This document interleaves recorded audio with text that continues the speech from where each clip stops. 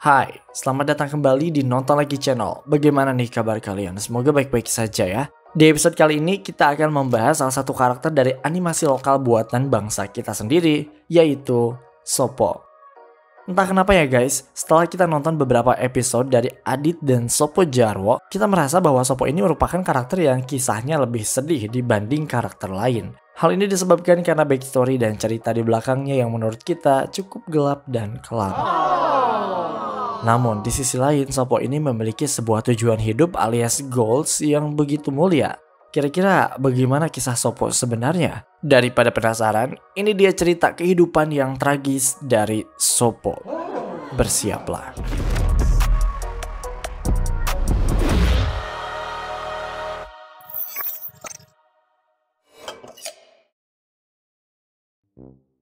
Soppo merupakan salah satu karakter yang cukup ikonik di industri animasi Indonesia. Dalam serial Adit dan Soppo Djarwo, ia merupakan anak buah dari Djarwo. Biasanya Soppo ini suka disuruh-suruh oleh Djarwo sehingga Soppo terdengar lebih seperti asistennya. Kemana Djarwo pergi, di sana pasti ada Soppo. Tapi kita sebagai penonton lumayan heran juga sih, kenapa Djarwo dan Soppo bisa berakhir di Jakarta? Kenapa mereka bisa bersama Adit? Nah, ini kita harus kembali lagi ke tahun 2005 ketika Adit, Soppo, dan Djarwo bertemu di stasiun Cirebon. Pertemuan mereka diceritakan dengan jelas dalam filmnya yang berjudul Adit Soppo Djarwo The Movie. Film ini dirilis pada tahun 2021 silam saat corona masih melanda dan bahkan ini menjadi salah satu base ceritanya. Dalam film tersebut, Adit marah ke papanya karena liburannya gak jadi ke Jepang. Padahal papanya itu udah janji untuk bawa Adit dan mamanya yang diketahui bernama Amira pergi ke Jepang. Tapi ternyata papanya Adit ini malah kena PHK karena waktu itu lagi corona. Sehingga liburan pun berubah jadi ke Yogyakarta. Berangkatlah mereka ke Jogja yang waktu itu mamanya Adit alias Bu Amira lagi mengandung si Adel. Usia kandungannya 7 bulan. Pas di stasiun Cirebon, Bu Amira kontraksi kayak mau melahirkan dan pada saat itu dia menginginkan biskuit. Akhirnya Adit inisiatif untuk beli biskuitnya karena bapaknya nyebelin banget. Kayak orang blow on anjir. Lebih pintar Adit dibanding papanya, coba deh kalian nonton. Walaupun Adit sebenarnya di film ini kayak malah sok tahu juga sih.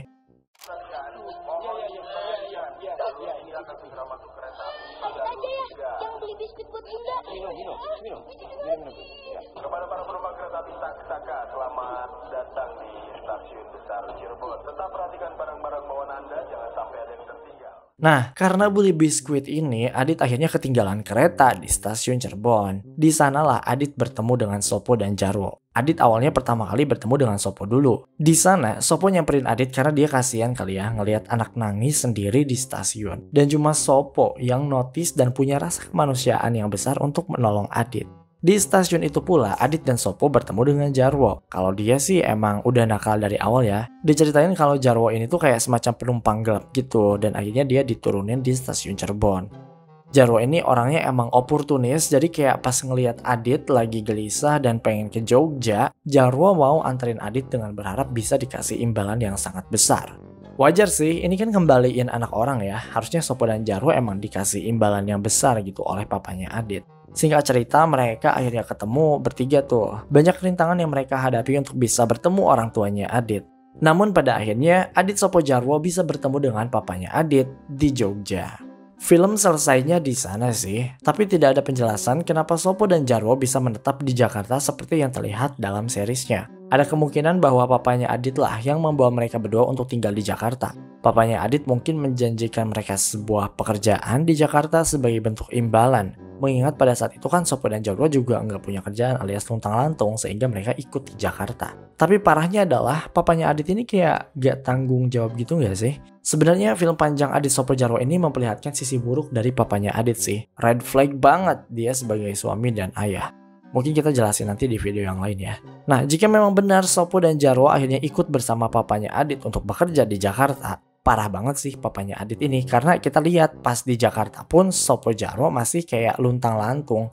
Bahkan dalam episode Lezatnya Bukan Katanya, kita melihat bahwa Soppo dan Djarwo ini tidur di pos ronda karena mereka tidak memiliki tempat tinggal. Jadi kayak dilepas aja gitu sama papanya si Adit. Parah banget sih kalau ini emang bener.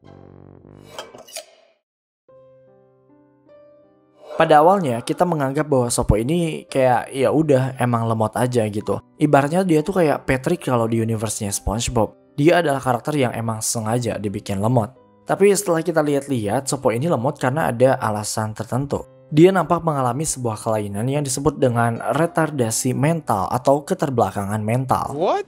Berdasarkan artikel dari Halodoc, retardasi mental adalah gangguan intelektual yang umumnya ditandai dengan kemampuan mental atau intelijensi yang berada di bawah rata-rata. Kondisi ini juga kerap disebut dengan disabilitas intelektual dan dia bisa mempengaruhi kapasitas seseorang untuk belajar dan menyimpan informasi baru.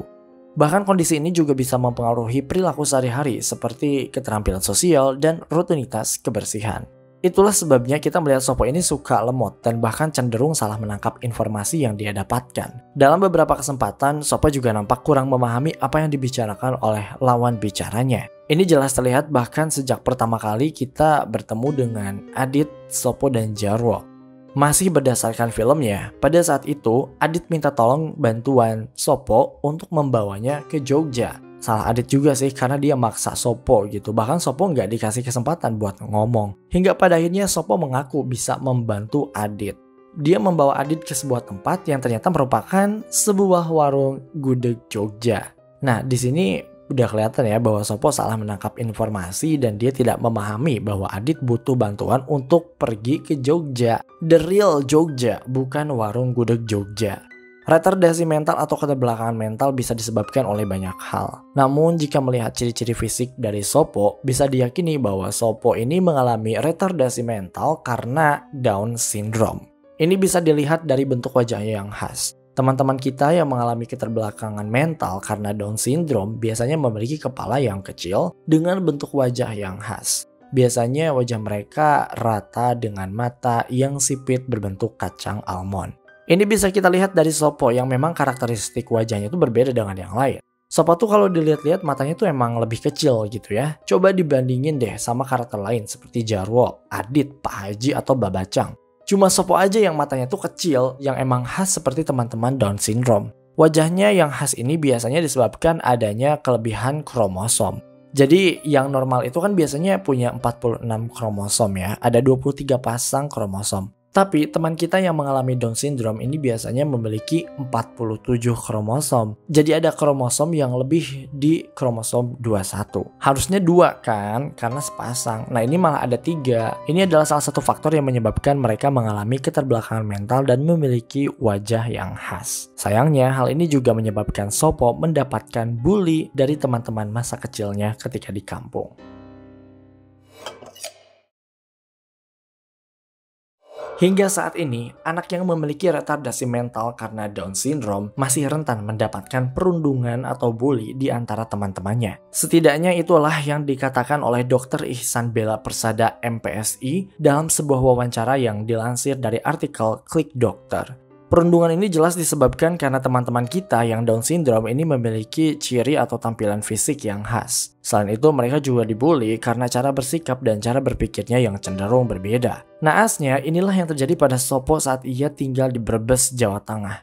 Berdasarkan informasi yang kita lihat dari film Adit dan Sopo Jarwo, Sopo ini merupakan penduduk asli Brebes. Saat itu Adit dan Sopo Jarwo sedang OTW menuju Jogja menggunakan sebuah mobil pick up. Mereka menumpang mobil itu, namun di tengah jalan ban mobilnya meletus hingga akhirnya mereka harus turun. Tanpa diduga, mereka sudah ada di Brebes. Akhirnya diketahuilah bahwa Sopo ini merupakan asli dari Brebes, karena di sana dia bertemu dengan mboknya atau ibunya. Nah ternyata kehidupan Sopo dan ibunya di Brebes ini bisa dibilang cukup tragis. Hal ini ibunya itu merupakan seorang janda karena suaminya alias ayah dari Sopo telah meninggal karena sakit.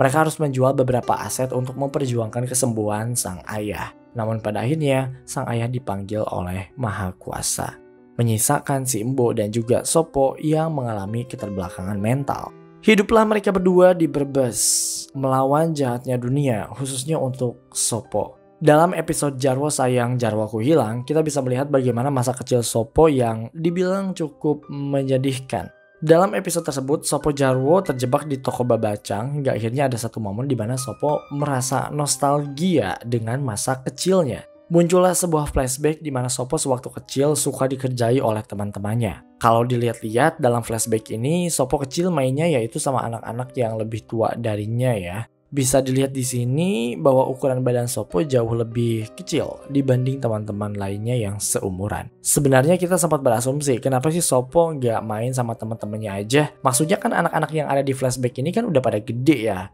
Nah, di sini beredar sebuah teori yang mengasumsikan bahwa kenapa Sopo mainnya sama anak-anak yang lebih gede dari dia, karena anak-anak sebayanya menghindari Sopo. Bahkan ada yang berpendapat bahwa mungkin orang tua anak-anak itu juga melarang anak-anaknya untuk bermain dengan Sopo.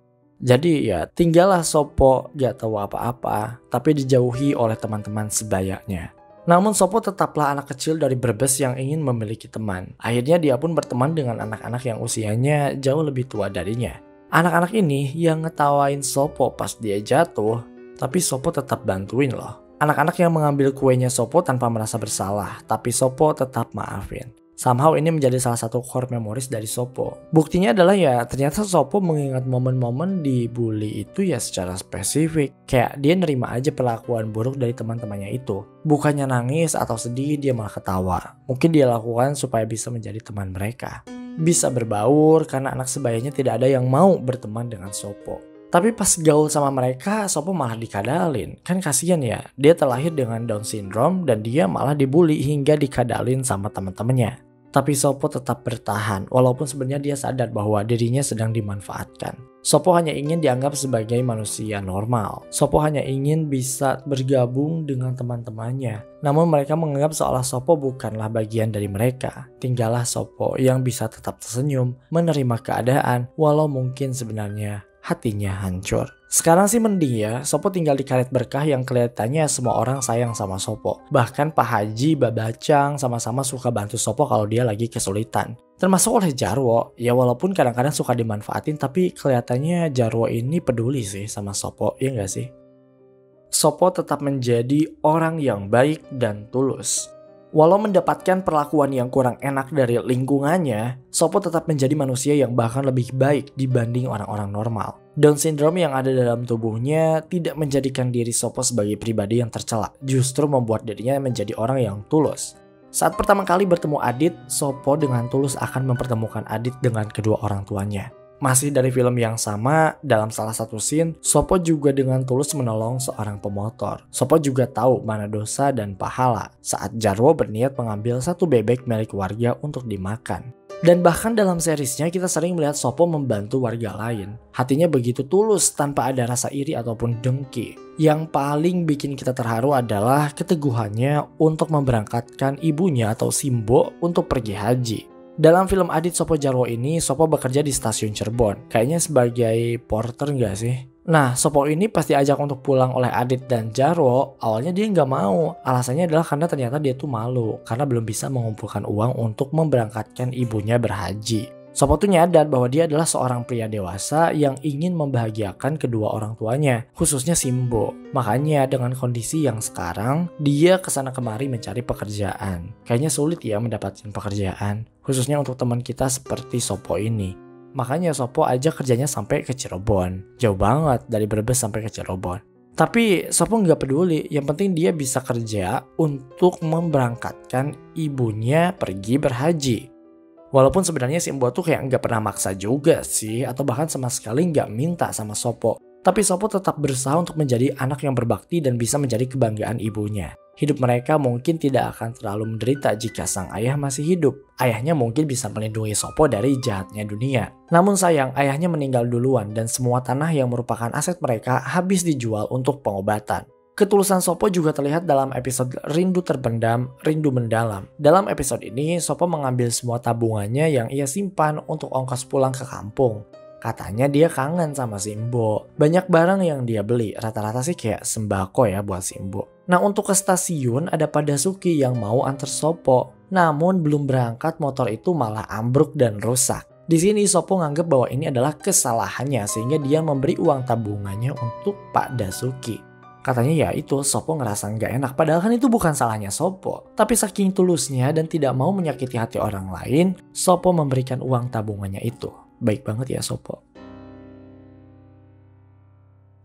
Oke guys, itu dia teori film lainnya episode Adit Sopo Jarwo. Kita harus banyak belajar sih sama Sopo. Hidupnya yang keras sejak kecil tidak menjadikan dirinya sebagai pribadi yang pendendam, malah menjadi orang yang sangat tulus dan bercita-cita mulia. Kepada kamu yang masih suka bully teman-teman seperti Sopo, mending udah deh. Stop, mereka juga manusia yang terlahir dengan hati dan perasaan. Hatinya juga bisa hancur jika diperlakukan tidak manusiawi oleh kalian.